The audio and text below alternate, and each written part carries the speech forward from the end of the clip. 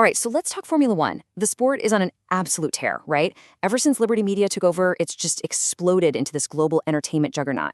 But you gotta wonder, with a calendar that's already packed and these record-breaking numbers, what's next? Where do they even go from here? Well, that's what we're gonna dive into. The next global frontiers F1 is eyeing to keep this incredible momentum going.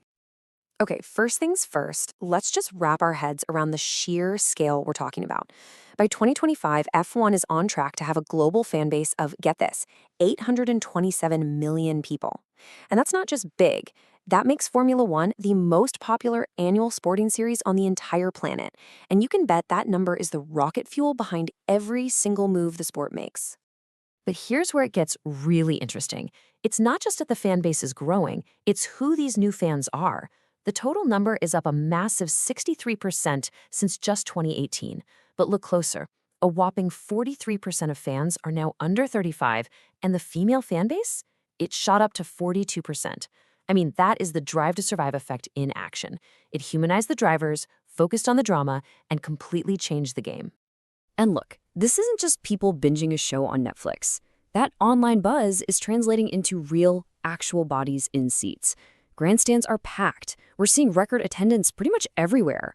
I mean, a 25% attendance jump in China, another 25% in Qatar. It's wild. But all this success, well, it actually creates a brand new problem, right? How do you keep feeding this massive, hungry audience without burning out? While F1 CEO Stefano Domenicali kind of lays out the answer for us right here. He talks about 2026 being a new era. And this is the key. The plan isn't just more of the same. It's a complete strategic reset. The new 2026 regulations, we're talking 100% sustainable fuels, new engines, that's the magic key. It unlocks the door for new car makers, new sponsors, and, most importantly for us, exciting new places to go racing. So our first stop on this world tour, Southeast Asia. Now, why there? Simple. You've got booming economies, a massive population of young, tech-savvy people, and right now, F1 only has one race in the whole region, Singapore. It is a gold mine just waiting to be tapped. So who's in the running for a spot on the calendar? Well, you've got three main players. First up is Bangkok, and they are coming in hot with a huge government bid.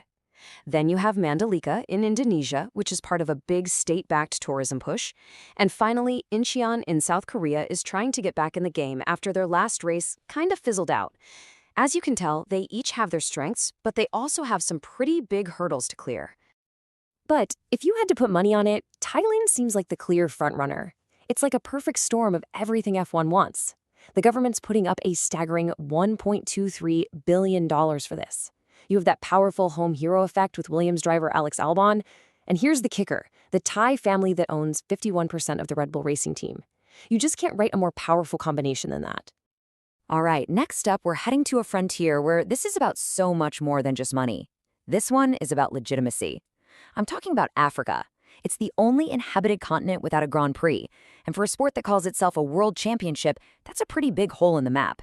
Filling that gap isn't just a goal, it's become a top strategic priority. Yeah, just let that sink in for a moment. 1993. That's the last time Formula One raced in Africa. For a sport that prides itself on its global reach, that's a massive, glaring gap. It's something that drivers, especially Lewis Hamilton, have been pushing for years. And the race to bring F1 back to Africa has become this fascinating story of two completely different approaches. It's like old school versus new school. On one side, you've got South Africa, with all its history and the legacy of the iconic Kyalami circuit. And on the other side, you have Rwanda, with this incredibly ambitious vision to build something brand new from the ground up. So, while South Africa has the nostalgia factor, Rwanda seems to have all the momentum right now. Their whole bid is part of this bigger sports diplomacy strategy, like their partnerships with big soccer clubs like Arsenal and PSG.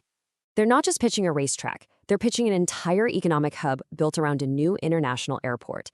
And apparently, F1 execs are really impressed, calling it the most advanced project on the continent.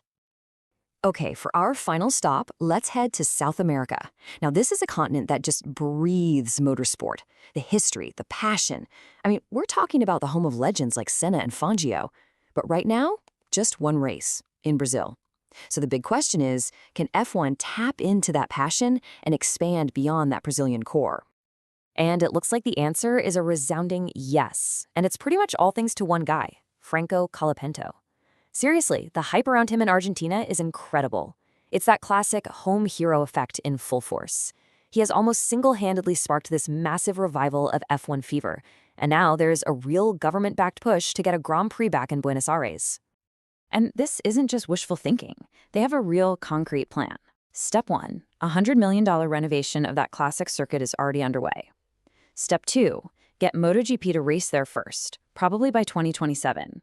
And then Step 3, make the final upgrades to get that all-important FIA Grade 1 certification needed for Formula 1. It's a really smart step-by-step approach to get back on the calendar. So let's just step back for a second. We've looked at 3 totally different kinds of expansion, right? You've got the commercial powerhouse in Thailand, the huge strategic nation-building project in Rwanda, and this amazing cultural comeback story in Argentina. But what's the one thing they all have in common? What's making all of this possible right now? Well, it all circles back to that big strategic reset that F1's going through.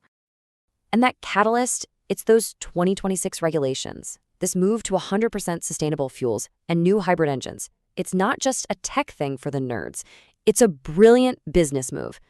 All of a sudden, F1's goals line up perfectly with what countries and big companies want to see from a partner. It's why huge names like Audi, Ford, and Cadillac are all jumping in. It makes Formula One a much smarter, safer investment for the future.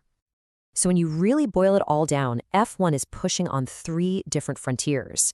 You have the commercial frontier, which is Thailand, a massive money on the table, ready to go bid. Then you have the strategic frontier, which is Rwanda, using F1 as part of a bigger national vision. And finally, you have the cultural frontier with Argentina, driven purely by that incredible organic passion for the sport and a local hero. It's this multi-pronged attack that's securing F1's future, turning it from just a racing series into a true global entertainment empire. But it leaves us with a really interesting question to think about, doesn't it? As the sport keeps expanding, what's ultimately going to define the F1 of tomorrow? Will it be the blockbuster commercial deals, these bold strategic gambles, or will it be the timeless power of cultural passion?